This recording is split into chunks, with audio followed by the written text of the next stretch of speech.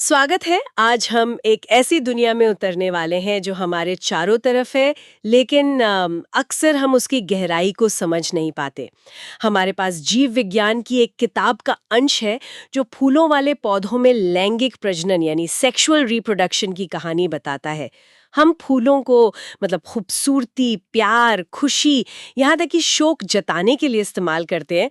पर क्या फूल सिर्फ हमारे लिए हैं या ये किसी बहुत बड़ी और पुरानी कहानी का हिस्सा है? आज हम जानेंगे कि फूलों का असली मकसद क्या है। इस बातचीत का मिशन है एक फूल की पंखुड़ियों के पीछे छिपे इंजीनियरिंग मार्वल को समझना। परागकण के बनने से लेकर फल और बीज के तैयार होने तक का पूरा सफर। और इस गहरी चर्चा में एक नाम लेना बहुत जरूरी है, पंचानन माहेश्वरी। वो एक महान भारतीय वनस्पति शास्त्री थे जिन्होंने पौधों के भ्रूण विज्ञान यानी एम्ब्रियोलॉजी में कमाल का काम किया। बल्कि 1964 में एनसीईआरटी के लिए जो पहली बायोलॉजी की किताब बनी, उसे भी उन्होंने ही लीड किया था। बिल्कुल। और माहेश्वरी का काम हमें सीधे सवाल के दिल में ले जाता है कि जीवन आखिर चलता कैसे है। देखिए, हर जीव की एक उम्र होती है, उसका अंत तय है। लेकिन प्रजातियां, स्पीशीज, वो लाखों सालों तक कैसे जिंदा रहते हैं? इसका जवाब है प्रजनन यानी रिप्रोडक्शन। ये सिर्फ गिनती बढ़ाने का तरीका नहीं है, बल्कि इसी प्रक्रिया से जेनेटिक वेरिएशंस मतलब नई विभिन्नताएं पैदा होती हैं जो किसी भी प्रजाति को बदलते हुए माहौल में टिके रहने की ताकत देती हैं। तो चलिए इस कहानी के किरदारों से मिलते हैं। एक फूल के अंदर वो कौन से दो मुख्य हिस्से हैं जो इस पूरी कहानी के हीरो और हीरोइन हैं? तो एक टिपिकल फूल के अंदर नर और मादा दोनों रिप्रोडक्टिव स्ट्रक्चर्स मौजूद होते हैं। नर हिस्से को कहते हैं पुमंग एंड्रूशम, जिसमें पुंकेसर होते हैं, और मादा हिस्से को कहते हैं जायांग गाइनोशम, जिसमें स्त्री केसर होता है, पिस्टल या कापिल होता है। असल में पूरी कहानी इन्हीं दोनों के इर्द गिर्द घूमती है। ठीक है, तो कहानी के मेल प्रोटैगनिस्ट यानी पुंकेसर से शुरू करते हैं। सोर्स में बताया गया है कि इसके दो भाग हैं। एक लंबा पतला डंठल जिसे तंतु कहते हैं, फिलामेंट, हाँ। और उसके ऊपर एक थैली जैसी संरचना जिसे परागकोश कहते हैं। यहीं पर कहानी के मैसेंजर्स यानी परागकण बनते हैं। हाँ, और वो परागकोश अपने आप में एक हाई टेक फैक्ट्री है। अगर हम उसे काट कर देखें तो उसमें 4 परतें होती हैं। सबसे अंदर वाली परत, जिसे टेपीटम कहते हैं, वो बहुत खास है। उसका काम है डेवलपिंग पॉलन ग्रेन्स को पोषण देना, जैसे एक नर्सरी में पौधों को खाद पानी दिया जाता है। इन्हीं परागकणों को हम नर युग्मकोद्भिद भी कहते हैं। और इन छोटे छोटे कणों की बनावट तो कमाल की है। सोर्स में लिखा है कि इनकी बाहरी दीवार बाह्य चोल एक्साइन स्पोरोपोलानिन नाम के एक पदार्थ से बनी है। और ये कोई मामूली पदार्थ नहीं है, इसे अब तक का ज्ञात सबसे प्रतिरोधी कार्बनिक पदार्थ माना जाता है। मतलब ये किसी साईफाई फिल्म के आर्मर जैसा लगता है। क्या ये सच में इतना मजबूत है? ये सिर्फ लगता नहीं है स्पोरोपोलेनिन पर तेज तापमान, ताकतवर एसिड या एल्कली तक का असर नहीं होता। आज तक हमें ऐसा कोई एंजाइम नहीं मिला जो इसे गला सके। ये एक तरह का, आप इसे बायोलॉजिकल आर्मर ही समझिए। और इसी वजह से परागकण हजारों लाखों साल तक जीवाश्म मतलब फॉसिल्स के रूप में सुरक्षित रह जाते हैं। ये प्रकृति का एक माइक्रोस्कोपिक टाइम कैप्सूल है। वाओ, ये तो कमाल है। लेकिन अगर ये इतना ही इंडिस्ट्रक्टिबल है, तो परागकण से पराग नलिका पॉलन ट्यूब वो बाहर कैसे निकलती है? बहुत अच्छा सवाल है। इस आर्मर में भी कुछ कमजोरियां छोड़ी गई हैं। बाह्य चोल पर कुछ छोटे छोटे छेद होते हैं जिन्हें जनन छिद्र जर्म पोर कहते हैं, जहां स्पोरोपोलिनिन नहीं होता। ये एक तरह से कवच में बने दरवाजे हैं जहां से सही समय आने पर पराग नलिका बाहर निकलती है। दिलचस्प। लेकिन परागकण का एक दूसरा पहलू भी है जो इतना हीरोइक नहीं है। मेरा मतलब है एलर्जी। सोर्स में पार्थेनियम या गाजर घास का जिक्र है, जो आयातित गेहूं के साथ भारत आई और आज पॉलन एलर्जी का एक बहुत बड़ा कारण बन गई है। बिल्कुल, ये सिक्के का एक पहलू है। लेकिन दूसरा पहलू ये है कि यही परागकण पोषक तत्वों का खजाना होते हैं। पश्चिमी देशों में तो इन्हें फूड सप्लीमेंट्स के तौर पर गोलियों और सिरप के रूप में बेचा जाता है। कई एथलीट अपना परफॉर्मेंस सुधारने के लिए पॉलन प्रोडक्ट्स का इस्तेमाल करते हैं। और इनकी लाइफ स्पैन के बारे में भी एक मजेदार बात है। कुछ अनाज जैसे धान और गेहूं में परागकण सिर्फ 30 मिनट में अपनी जीवन क्षमता खो देते हैं, हाँ, बहुत जल्दी। जबकि गुलाब या मटर के परिवार के पौधों में ये महीनों तक वायबल रहते हैं। इतना बड़ा फर्क क्यों? ये उनकी रिप्रोडक्टिव स्ट्रेटेजी पर निर्भर करता है। धान और गेहूं जैसे पौधे पास पास उगते हैं और हवा से परागण करते हैं, तो उन्हें परागकणों को ज्यादा देर जिंदा रखने की जरूरत नहीं होती। अच्छा। मौका मिलते ही काम हो जाता है। लेकिन जिन पौधों को कीड़ों या दूसरे माध्यमों का इंतजार करना पड़ता है, उनके परागकणों का ज्यादा देर तक जिंदा रहना जरूरी है।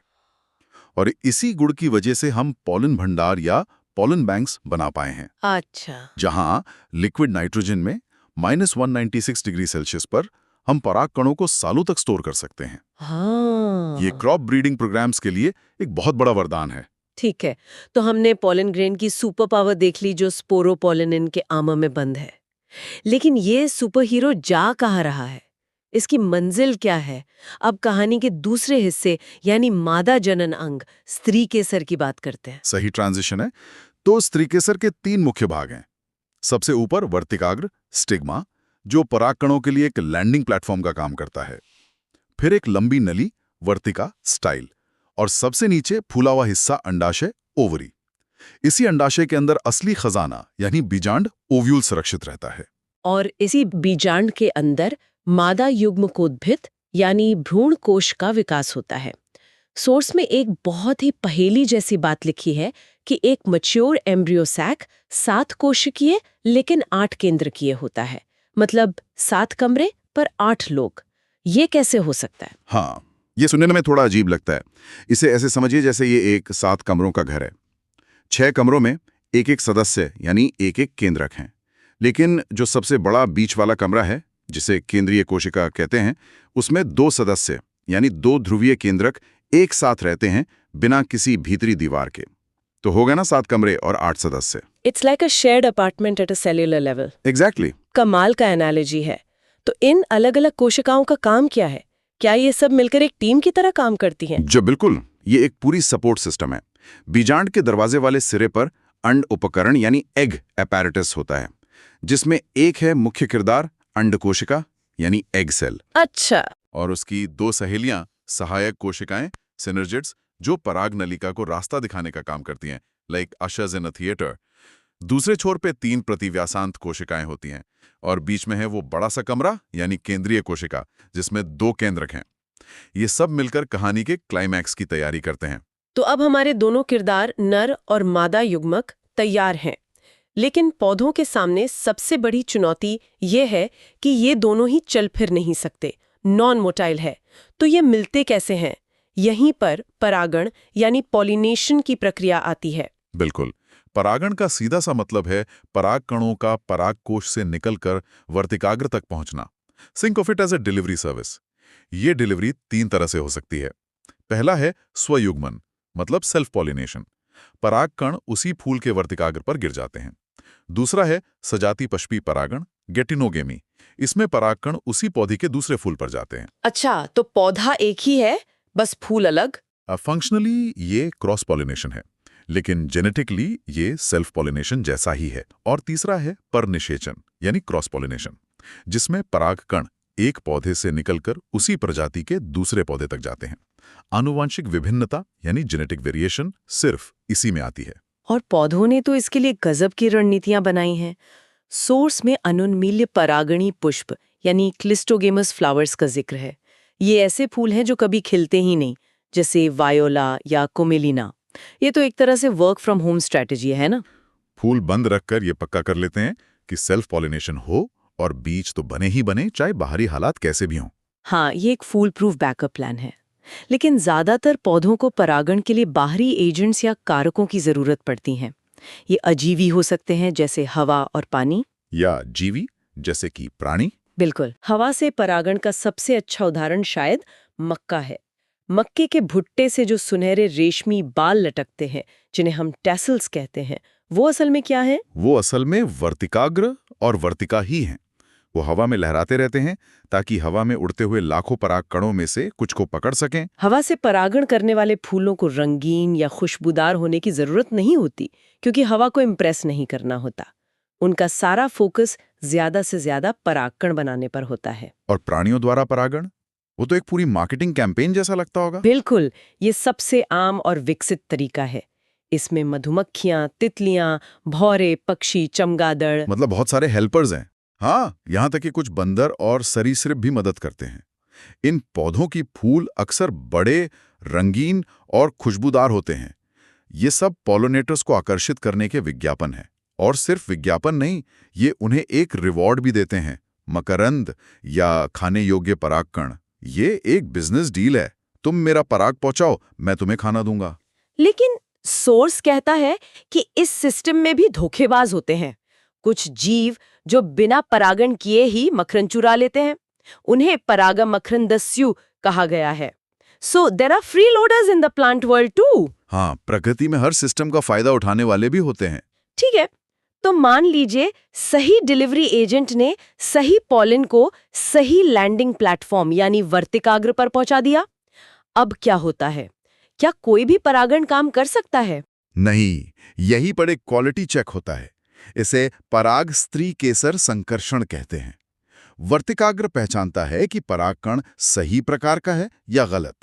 ये एक तरह का बायोकेमिकल हैंडशेक या लॉक एंड की मैकेनिज्म है। अगर पहचान सही होती है, तभी स्त्री केसर परागकण को स्वीकार करता है। और स्वीकार होने के बाद परागकण अंकुरित होता है और उससे एक पराग नलिका पॉलन ट्यूब निकलती है। ये नलिका वर्तिका से होते हुए बीजांड की तरफ अपना सफर शुरू करती है और अपने साथ 2 नर युग्मक ले जाती है। और यहीं पर फूलों वाले पौधों की सबसे अनूठी और सबसे क्लेवर घटना होती है, दोहरा निषेचन, डबल फर्टिलाइजेशन। दोहरा निषेचन, ये सुनने में ही बड़ा खास लगता है। इसमें ऐसा क्या होता है? जो आगे चलकर भ्रूण यानी नन्हा पौधा बनेगा। अब आता है दूसरा नर युग्मक।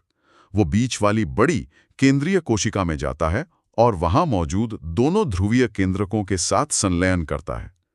चूंकि यहाँ 3 केंद्रक मिल रहे हैं, इसे त्रिसंलयन यानी ट्रिपल फ्यूजन कहते हैं। तो ये दोहरा निषेचन बस एक टेक्निकल टर्म नहीं है, ये पौधे की एक बहुत ही क्लेवर स्ट्रैटेजी है। मतलब पौधा तब तक बच्चे के लिए टिफिन बॉक्स यानी भ्रूणपोष तैयार नहीं करता जब तक ये पक्का न हो जाए कि निषेचन सफल हो गया है। It's the ultimate energy saving hack of nature. Exactly, यही इसका सबसे बड़ा इंसाइट है। ये प्रकृति की एफिशिएंसी का सबसे बेहतरीन उदाहरण है। इस त्रिसंलयन से एक त्रिगुणित मतलब ट्राइप्लॉइड संरचना बनती है, जिसे प्राथमिक भ्रूणपोष केंद्रक कहते हैं। यही आगे चलकर भ्रूणपोष यानी एंडोस्पर्म बनता है, जो विकासशील भ्रूण का भोजन है, उसका लंच बॉक्स है। अच्छा। और चूंकि एक ही भ्रूणकोश में 2 बार संलयन होता है, सिंगैमी और ट्रिपल फ्यूजन, इसीलिए इसे दोहरा निषेचन कहते हैं। ओके, सो डबल फर्टिलाइजेशन हो गया है, जाइगोट भ्रूण बन जाएगा और एंडोस्पर्म उसका भोजन है। अब बाकी के फूल का क्या होता है? क्या वो बस मुरझाकर खत्म हो जाता है? What's the grand finale here? That's a great question. The grand finale is a complete transformation. फूल का काम अब पूरा हो गया है। पंखुड़ियां और बाकी हिस्से झड़ जाते हैं। अब सारा ध्यान अगली पीढ़ी पर होता है। निषेचित बीजांड मतलब फर्टिलाइज्ड ओव्यूल वो बीज में बदल जाता है, सीड। और उसके चारों तरफ जो अंडाशय है वो फूल कर फल बन जाता है। तो जब भी हम कोई फल खाते हैं, हम असल में पौधे की एक विकसित और सफल प्रेगनेंसी के साथ इंटरैक्ट कर रहे होते हैं। नारियल इसका एक क्लासिक उदाहरण दिया गया है। जो नारियल का पानी हम पीते हैं वो मुक्त केंद्र की भ्रूणपोष है। हाँ, और जो सफेद गिरी हम खाते हैं वो कोशिकीय भ्रूणपोष है। बिल्कुल। पानी में हजारों केंद्रक आजादी से तैर रहे होते हैं, और जब वो किनारों पर जमकर कोशिका भित्ति बना लेते हैं तो वो गिरी बन जाती है। और यहीं से सत्य फल और आभासी फल का कॉन्सेप्ट भी आता है। मतलब जो फल सिर्फ अंडाशय से बनते हैं वो सच्चे फल हैं, पर सेब और स्ट्रॉबेरी जैसे फलों में पुष्पासन भी हिस्सा लेता है तो उन्हें झूठा फल कहते हैं। ये तो मजेदार बात है कि हम जिसे फल समझकर खा रहे हैं वो बोटानिकली कुछ और भी हो सकता है। हाँ, और इन फलों के अंदर होते हैं बीज, जो कृषि का आधार हैं। बीज के अंदर भविष्य का पौधा एक सुप्त अवस्था में अपने भोजन के साथ सुरक्षित रहता है, और बीजों की जीवन क्षमता तो हैरान करने वाली है। सोच में कुछ चौंकाने वाले उदाहरण है। आर्कटिक टुंड्रा से मिला ल्यूपिनस आर्कटिकस का एक बीज जो 10,000 साल की सुप्तावस्था के बाद अंकुरित हुआ। 10,000 साल? और उस पे फूल भी खिले। और हाल ही में मृत सागर के पास से 2000 साल पुराना खजूर का एक जिंदा बीज भी मिला। ये तो अविश्वसनीय है। ये हमें जीवन की दृढ़ता मतलब रेजिलियंस के बारे में बताता है। एक बीज एक प्रॉमिस है जो सही समय और सही माहौल का इंतजार कर सकता है, चाहे उसमें सदियां ही क्यों ना लग जाएं। और फिर एक और फैसिनेटिंग कॉन्सेप्ट है असंघ जनन, एपोमिक्सिस, यानी बिना निषेचन के बीज बनना। ये तो लैंगिक प्रजनन की नकल करने वाला अलैंगिक प्रजनन हुआ, एक तरह से पौधों में वर्जिन बर्थ। सही समझा। और कृषि के लिए इसके बहुत बड़े मायने हैं। आजकल किसान हर साल बहुत महंगे संकर हाइब्रिड बीज खरीदते हैं क्योंकि उनकी पैदावार ज्यादा होती है। लेकिन इन बीजों से उगी फसल के बीजों को दोबारा इस्तेमाल नहीं किया जा सकता क्योंकि उनके गुण अलग हो जाते हैं। अगर हम संकर किस्मों में असंघजनन का गुण डाल सकें तो किसान अपनी ही फसल के बीजों को साल दर साल इस्तेमाल कर पाएंगे और उन्हें हर बार महंगे बीज खरीदने की जरूरत नहीं पड़ेगी। ये एक बहुत बड़ा गेम चेंजर हो सकता है। तो ये थी एक फूल के अंदर की दुनिया। स्पोरोपोलिन के अविनाशी कवच से लेकर हवा और तितलियों के जरिए होने वाली डिलीवरी, वर्तिकाग्र पर होने वाले क्वालिटी चेक, दोहरे निषेचन की जीनियस स्ट्रैटेजी और फिर हजारों साल तक जिंदा रह सकने वाले बीजों तक, पौधों का प्रजनन तंत्र वाकई प्रकृति का एक मास्टरपीस है। ये हमें दिखाता है कि जीवन को बनाए रखने और आगे बढ़ाने के लिए कितनी जटिल, कुशल और सुंदर व्यवस्थाएं मौजूद हैं जिन्हें हम अक्सर फॉर ग्रांटेड ले लेते हैं। और जाते जाते एक विचार के साथ छोड़ जाते हैं। सोचिए, अंजीर का एक नन्हा सा बीज एक विशाल पेड़ को जन्म देता है जो अपनी जिंदगी में लाखों फल और करोड़ों बीज पैदा करता है। एक माइक्रोस्कोपिक संरचना से समय के साथ इतना विशाल बायोमास कैसे बन जाता है? ये हमें प्रजनन की शक्ति और जीवन के कभी न हार मानने वाले जज्बे के बारे में क्या सिखाता है?